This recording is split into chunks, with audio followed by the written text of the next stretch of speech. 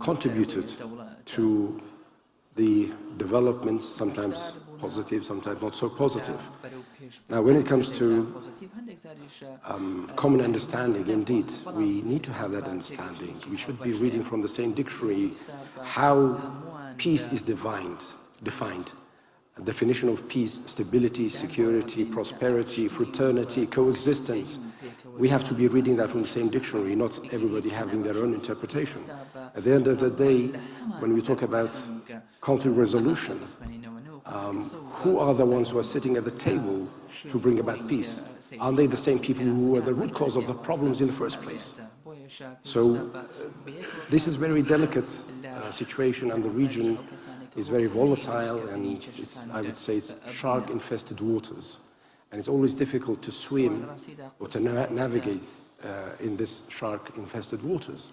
When it comes to troops or presence of international coalition forces, primarily the United States, I think experience tells us that things have to be in the right place before next move is taken. 2011 is a good example, when the United States contributed to the development and the building of the new federal army, armed to the teeth with the most modern weapons. And it was only 3 years later, when the United States left in 2011, prematurely, I would say. Yes. It was only 3 years later when a third of Iraqi territory fell into the hands of a ragtag militia or terrorist group known as Daesh. They managed to get the best and the most modern weaponry system of the United States from the Iraqi army, and they had the best of the former Soviet weapons in Syria. Over 1,700 APCs was in their possession. And this is why we in Kurdistan, we had difficulty to stopping them in the first place. But with the support of the international coalition and the Peshmergas, believe me, there were Peshmergas who were retired in their 70s. There were those who were living in comfort of the Western world, but they came back and they volunteered, they went to the front line, and some of them were killed in action. So the presence of such a force, we in Kurdistan, we look at it not just because it brings us some security or guarantee, but it's a must, not only for Kurdistan, but for all of Iraq. Therefore, continuation of this presence, as it was said this morning with President Masoud Barzani, in a different format. Bilateral relations, agreements between Iraq, United States, or EU, or NATO, within whatever format, but such a presence is a must. Until such a time when, indeed, Iraq's own army, an independent and sovereign army, is ready to combat any threats, both within and outside. Prior to 2014, we had a federal army, and unfortunately what happened in Mosul is very clear.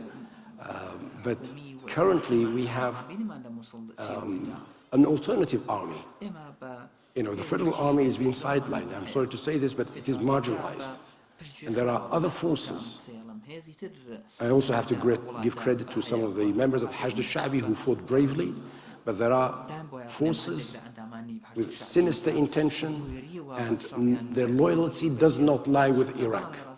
Therefore, it is important to upgrade the level of the Iraqi army to truly be a federal army that protects Iraq within and its borders. To answer you short, yes, we believe the presence of coalition forces within different structure, different format, in Iraq for now and for foreseeable future is a must. I feel as if we could have also been having this conversation, though, 5 years ago, 10 years ago, and maybe that goes towards, moves us back towards the concept of mediation, and how actually for, the kind of stability that one needs, you also do need to have localized mediations happening on a much more robust level, especially when it comes to a place that has the sort of history that Iraq has.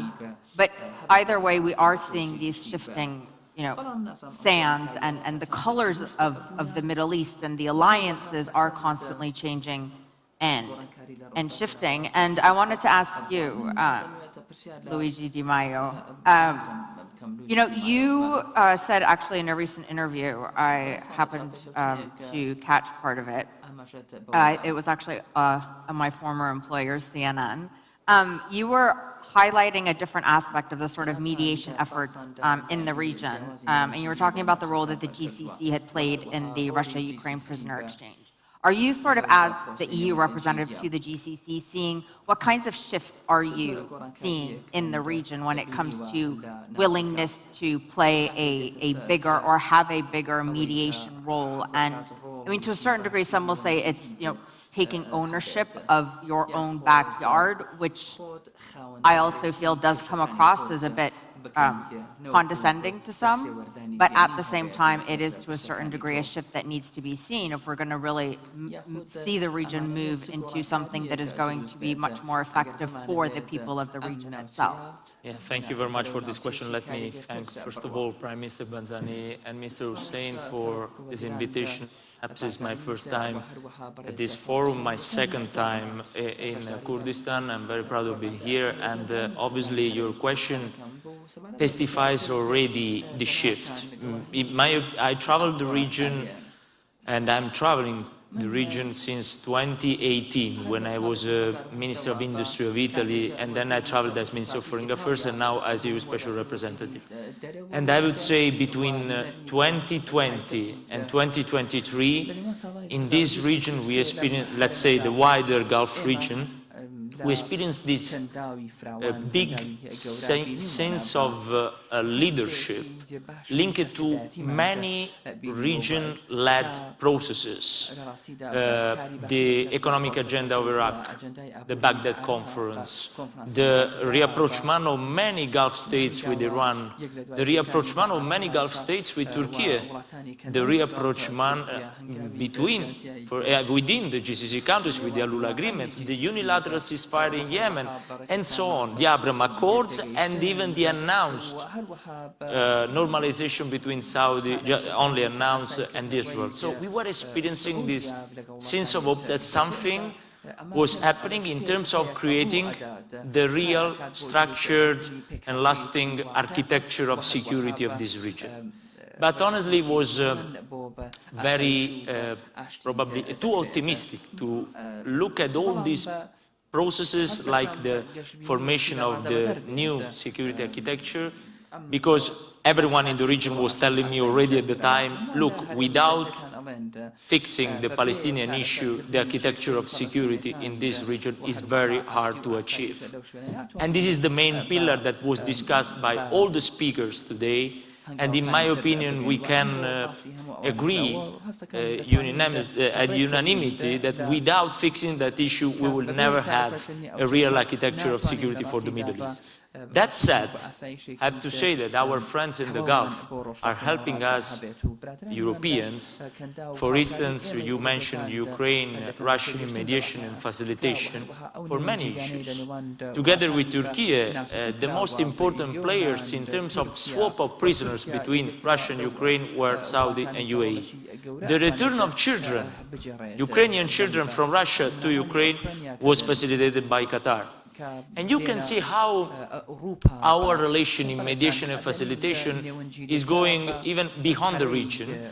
And honestly, even with US and Qatar facilitated Rwanda, DRC in Africa, or you see Pakistan, Afghanistan, and many other kind of important initiatives that sometimes are achieving goals, some other times can fail, but it's the effort that is at the core.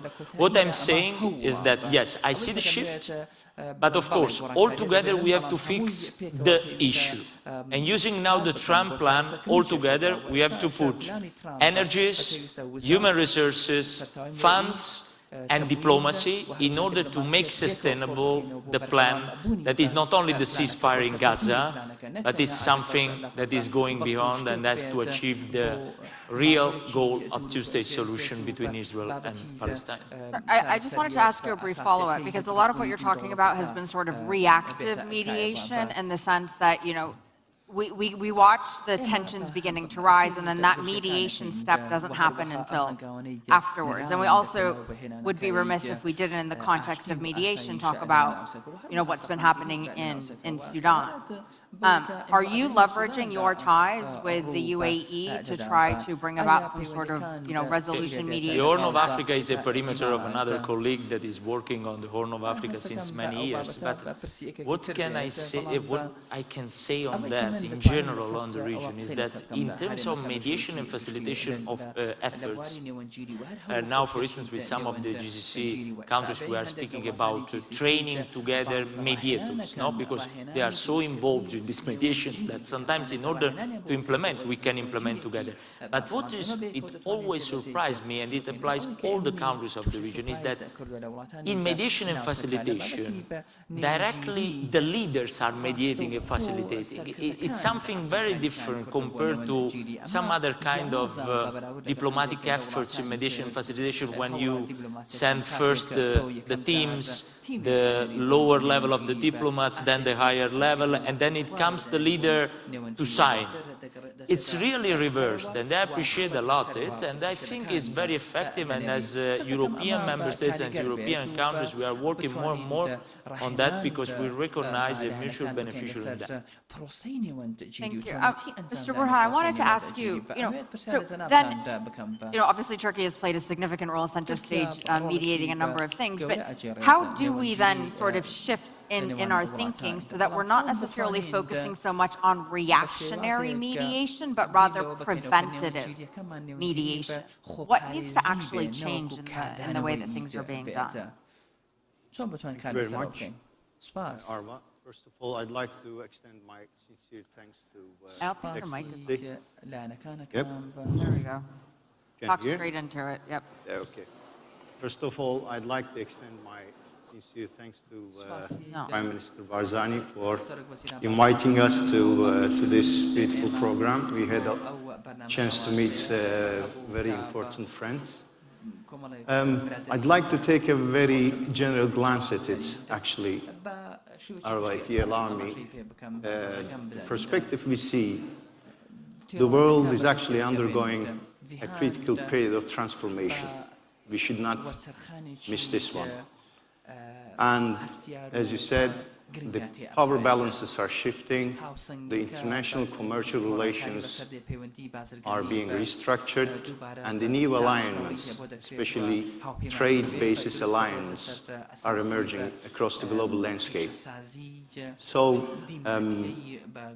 we can actually describe this, I actually describe this in a way like as if it's a threshold in which that the old world order has faded, yet the new order has not taken fully shape.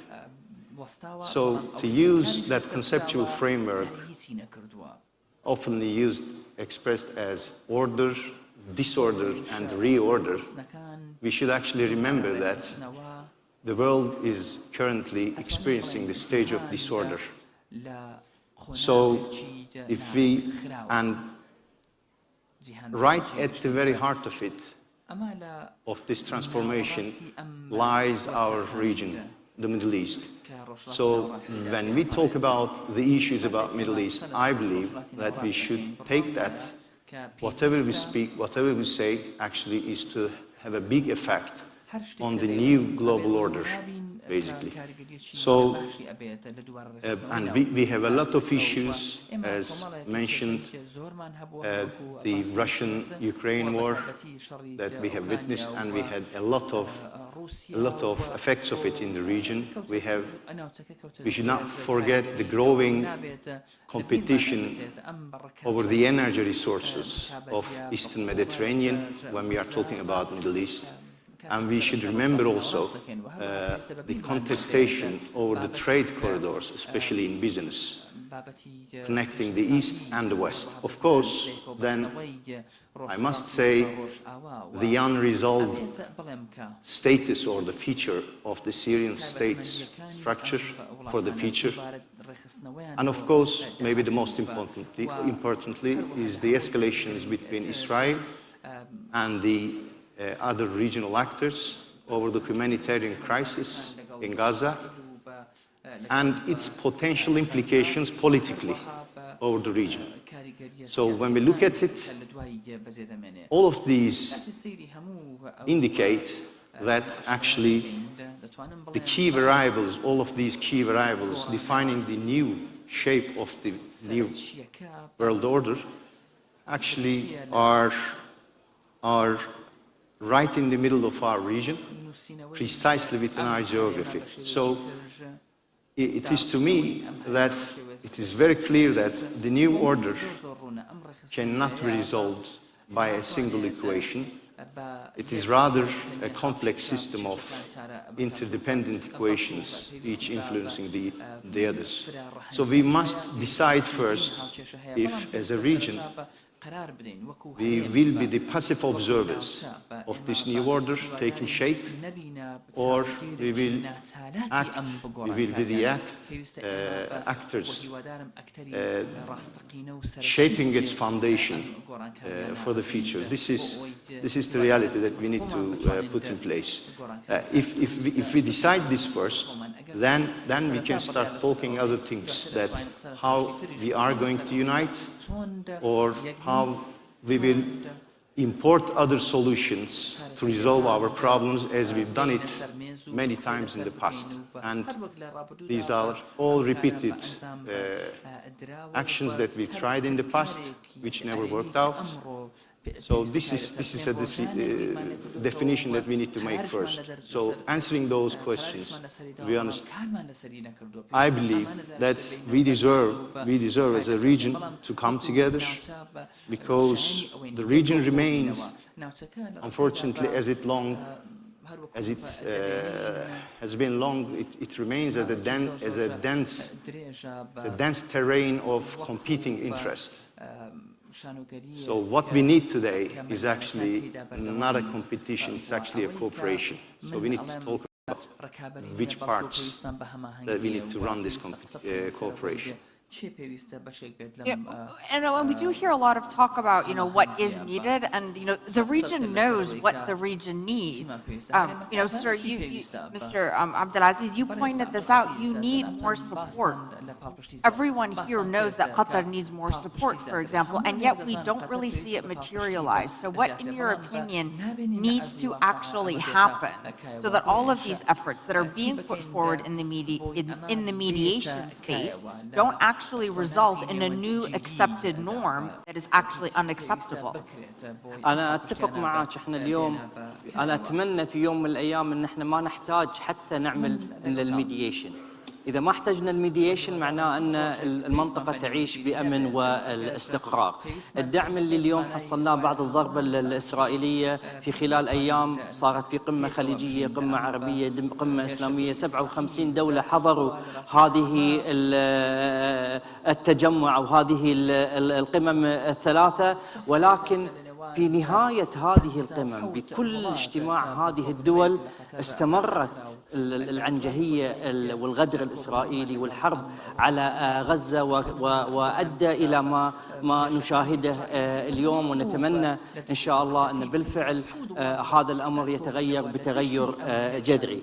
لذلك احنا محتاجين ان احنا ننتقل من قضية الحديث عن الأزمات والحديث عن عدم الاستقرار والحديث عن الحاجة إلى إطار أمني شامل في هذه المنطقة، إلى أن احنا بالفعل نبدأ بتأسيس هذه منظومة الأمن الشامل. إذا ما اشتغلنا على هذا الأمر، وهذا اللي دعا له سمو الأمير في مؤتمر ميونخ الأمني في ميونخ، قال احنا المنطقة بحاجة إلى إطار أمني شامل انكلوسيف يشمل الجميع. بهذا الإطار الأمني الشامل فقط نستطيع أن احنا بالفعل يكون في هناك شيء عملي على أرض الواقع يؤدي إلى مزيد من الاستقرار، ويخلي الدول تنتبه إلى منظوماتها التنموية وتضع مصادرها ومواردها في هذا الاتجاه، بدل اتجاه الانكفاء للداخل والحروب بالوكالة والدمار اللي قاعد يحصل في هذه المنطقة والنتائج اللي احنا شايفينها اليوم. Your Excellency, Safin, we're talking about sort of proactive mediation too, and perhaps one example of that is actually the efforts that are happening vis-a-vis the SDF in Syria and Damascus, these trilateral talks between the U.S., Syria, and Turkey. But if we look at that, and then there were obviously the fairly successful, so far at least, negotiations between Turkey and the PKK ending 40 decades of conflict. But if we look at that sort of proactive role, what are other areas where we can actually try to increase the role that mediation can play proactively before we reach these complete and total breaking points? The efforts that has been underway, particularly with Turkey, it's not the first time that they have embarked on this path. It's the third round of peace talks, 2009, 2013, and currently. It seems that on this occasion, there is more hope. There is a special commission that has been set up in the parliament, which covers more or less 95% of all the political parties represented in the parliament. So that in itself, there is a political support across the board. There's also one good thing about it. The mainstream opposition, if I can say ultra-nationalist, MHP, are fully on board, and they have spearheaded this effort. Thirdly, there is a consensus amongst the public in Turkey in support of ending conflict, bloodshed, and 40 years of confrontation to lead to peace, stability, coexistence. Now, what is being shared in this special commission, whether there will be amendment to the constitution, there will be new laws, I don't have privy to that. But the process in itself is a good one, and it should be welcomed, supported. Here in Kurdistan, President Masoud Barzani at the top, he has been supportive. The KRI President Nechirvan, the Prime Minister Masroor Barzani, and all political parties in Kurdistan are supporting this initiative. And whatever is needed from our side, we are ready to help in order to end this 4 decades of bloodshed and bring stability and to promote coexistence and fraternity and economical development. Currently, we enjoy extremely good relations with Turkey, economically, socially, politically, and I think there's room to even improve that further with the rest of Iraq. On Syria, right from day one in 2011, when things started to unfold, the advice from the leadership here to the Kurdish population and political elite in Syria was to unite their front and either to be part of mainstream opposition or whatever format that will in due course would allow them to negotiate some rights for the Kurds in Syria. And unfortunately, until recently, PYD, YPG, and then it ended up as being SDF, was monopolizing the power. And they denied other political parties to be active and engaged.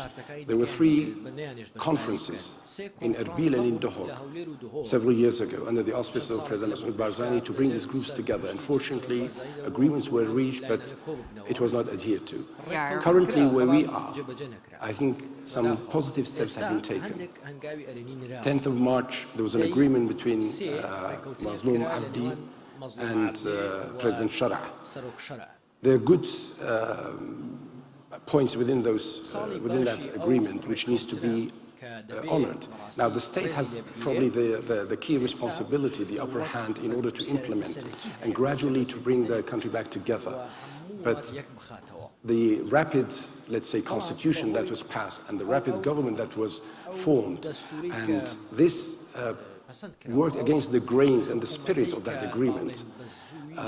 Syria is an important country in the region, and it is, yes, it still has the title Syrian Arab Republic. It is not only Arabs living in Syria. I think a lot can be done in order to make sure that other people, other communities in Syria have the sense of belonging, whether the Durzis, the Alawis, the Kurds, the Christians, to feel to be part of the future and to be more comprehensive. Positive steps have been taken, and I think the opening up to the West, to the current regime, that in itself is good, but I think any future support there has to be certain, I don't want to say conditions, but certain elements attached to it, that benchmarks to be set whereby Syria can reach that, and then the West will open up more and more, and for the Kurdish people to enjoy their rights, and other communities. So we are very supportive, and there is in the last year or so, there is a good communication between SDF and KRG and the leadership here. We are encouraging them that they should approach Damascus, and their issues should be settled in Damascus, and there's a good opportunity for that. I'm going to throw this question to you. Sorry to put you on the hot seat, but do you not feel as if kind of what is also missing in the mediation space is, and I spend a lot of time just talking to people outside of the political sphere, and I feel as if there is always this great disconnect that exists between what the mediators are trying to accomplish, those who are mediating, and that one of the reasons why mediation perhaps doesn't always stick is because it's not actually taking the population's realities and their own desires into consideration. And we are at great risk of doing that again when it comes to what's happening in Gaza. Certainly. And you basically placed the question before with Luigi when you asked about anticipatory, preventative mediation. Because I think every single situation has a special recipe. For example, you have sometimes voluntary mediation that yields results. In other cases, fundamentally, mediation becomes an alternative word to managing a situation rather than resolving the core of the question. So basically, to cut the chase, in the context of the Palestinian-Israeli conflict, which has been now raging for more than 70 years, I think it is exactly not addressing the root cause directly and attempting to manage the situation in a manner that is not satisfactory to meeting the legitimate grievances of the Palestinians, and concurrently address all of the legitimate security grievances that Israel has, is what led us to a failure and repeated sequences of failures. I would frankly dare to say that the emergence of sub-state actors, whether Hezbollah in Lebanon, or the Hamas movement in Gaza, or a horde of other groups in the 50s and the 60s in the Arab region, were fundamentally the product of the continuation of the Israeli occupation of Palestinian territory in the West Bank and in Gaza, and consistently the refusal of Israel to engage and to satisfy the legitimate Palestinian grievances and to fundamentally cut the chase. My concern with the landscape that's set out today in the plan is that if it does not continue with the same momentum and rigor, and fundamentally the mediator, the US in this particular case, and President Trump, does not come down forcefully in his meditation in the direction of forcing Israel to engage in reproducing a certain political horizon, leading to addressing and resolving at some point in the future, and when everything is aligned, the legitimate grievances of the Palestinians, it is almost inconceivable that we will see a resurgence to violence, a resurgence of violence in Gaza, probably the emergence of a whole maybe conglomerate of sub-state actors, terrorist groups, that would further basically take this entire region into mayhem.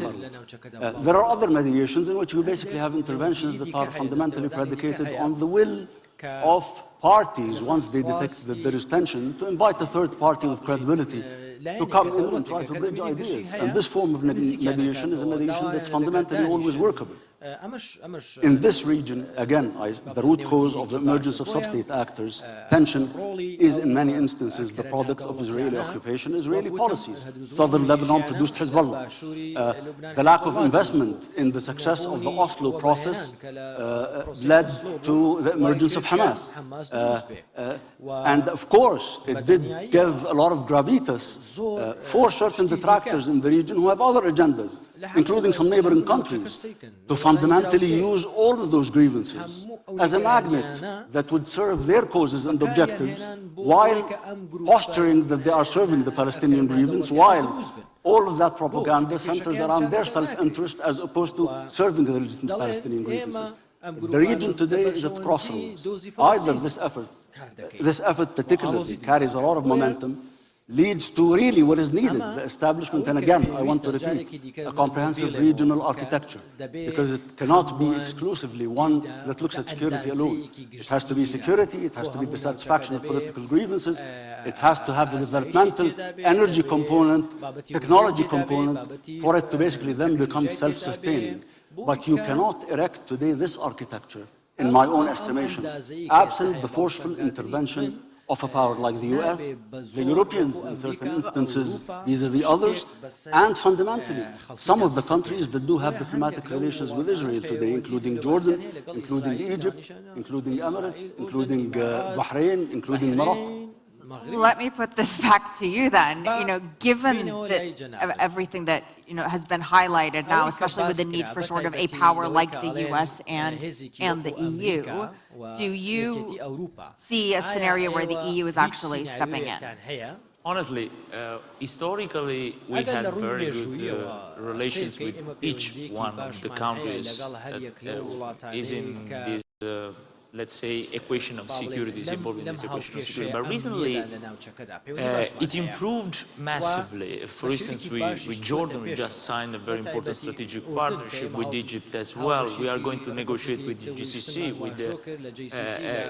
with Iraq. Recently, they had in Brussels a very high-level meeting with our commission. So the relations are improving because we are convinced that the more we improve bilaterally, the more we can work even multilaterally in order to face the multilateral challenges. But let me say something on this inclusiveness that the former Prime Minister of Jordan was mentioning. Today I saw during the debate that when it comes to economics, there is a sort of reaction categorizing it on a secondary level, because it's like to speak about business as usual. But corridors economics are dividends of peace, and without creating a framework of peace dividends, we cannot create the peace and the stability of the region. This is why the development road IMEC, all the projects between Saudi Arabia, Jordan, Egypt, all these projects are very important in order first to interconnect more and more the several countries. I would say a little bit as we did with the single market in Europe after the Second World War, in order to stabilize a little bit the competition. And second is really, in the eyes of the youth, is the real hope for the future, is the development for the future. So obviously they have to go hand in hand. But look at the debate now for the reconstruction of Gaza. I hear more and more in the region, we don't want to build if we are not sure that will be not destroyed again. So it means that on one side we have the reconstruction, that is even economics, because we have companies, funds and so on, to put together, but on the other side we need the political path for making sustainable that peace and for attracting the actors that will rebuild, will reconstruct not only Gaza, I would say even the Palestine of the future, let's say that. Which also, though, lends itself to a very risky space, because Israel for a long time has said, well, we can't negotiate with the Palestinians because there isn't a unified Palestinian entity to negotiate with. If we allow this peace process or the reconstruction process to be halted and not be able to move forward because of what could possibly and highly likely will emerge as a similar argument of, well, we haven't cleared out Hamas from Gaza, or whatever it is that, the Israeli side decides that it wants to say, or the lack of countries wanting to put forward, their own troops with the international peace force. I mean, we're also at this point where we're at a huge risk of, the cycle repeating itself again, but in this current reality we're in, not in the October 7th one. But let's say that now, thanks God, we have a common framework to implement. That is this plan where we have Israel, Palestine, the Arab world, Europeans, the allies of the United States all together. And we have to make sustainable this plan in order to avoid what you were saying, that the resumption of the tensions, the resumption of the conflict. And on that, I think we can succeed only with an holistic approach, not only a securitarian, not only an economic, not only a political diplomatic approach, but holistic approach is fundamental. And I understand that, but I mean, comprehensive is also such a catchword, right? I mean, let's be realistic, Mr. Burhan, like what actually needs to happen countries need to take very hard decisions. They need to act with moral courage instead of personal vested interests. I mean, how do we break the cycle within these countries in the region and beyond? And I'm going to put you in the hot seat for that one. I had a problem of my left earring today, so that's why I just needed to have your I thought you weren't understanding. the voice come through. First of all, Arwa, I think we need to set our unifying platform altogether in the region. We've tried this in the past many times, but we couldn't achieve it because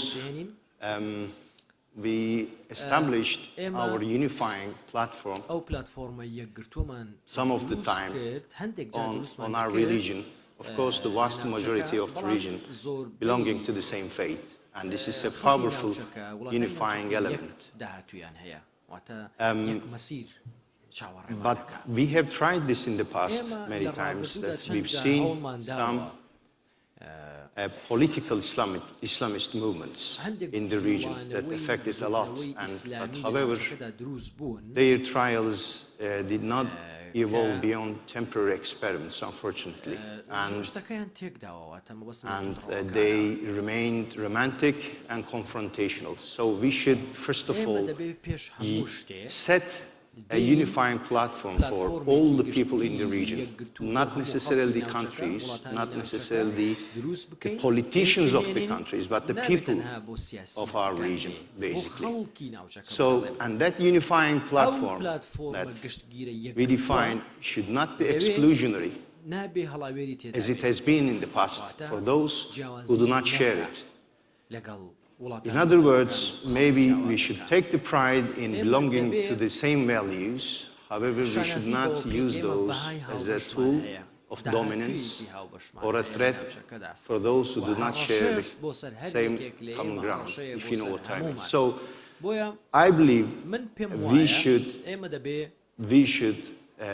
define a regional wealth. First of all, we should not import solutions. We should not import solutions because those remedies, external remedies, may keep some people or some countries happy in short term. However, we've seen in the past that we actually have that problem eventually and ultimately that takes the region into deeper ends, and we basically just, it becomes a shackles upon our own feet, and this happened many times. So we should find the results on our own. First of all, this is what I would say. But how? Of course, we should develop regional programs, socio-economic programs, as has been said, that we have some ideas for those, like, I mean, we can work on the harmonization of the customs services through the countries, for example, between Syria and Turkey, or maybe between Kurdistan and Turkey, there may be a joint free zones, because that economic integration is quite important for people to be familiar with. It's not only the countries, it's not only the politicians to talk, that the people need to talk. So we should make this, we should enable this first in the region, I believe. And then maybe some regional economic integration programs also for the youth and the capitals, that we can establish joint programs and funds that we haven't witnessing. All of these are even important from our side, for our region. For example, we have World Bank making, opening credit lines for all these countries in here, or the Asian banks and so on. But first of all, we should establish our own development banks, maybe, as all these regional countries. That is actually a shame, because we do not have that properly, if you know what I mean. So, unfortunately, we share the history, the culture, collective memory. For example, I am here in Kurdistan today with a big happiness. I don't know why we do not so much integrate any further economically and socially, that we are actually missing this. Because there is that competition to keep the imported solutions in place rather than trying to find our own solutions, I think. Well, gentlemen, unfortunately, we're out of time, but I just want to say one thing also, because I would be remiss if I didn't. You know, another big aspect, obviously, when it comes to inclusion is women. Absolutely. And we know, and studies have shown, that when women are included in peace processes, they have a significantly higher chance of success. And so while I do wish all the best for everybody... They're wiser and more sincere. Yeah. Absolutely. Also, I think we have a thicker skin because our egos don't get hurt as easily, but that's a different topic altogether. But I would also want to urge everybody who's involved in this space to make space actually for women to also be sitting at the negotiating table, because ultimately we are half the population. And that's it.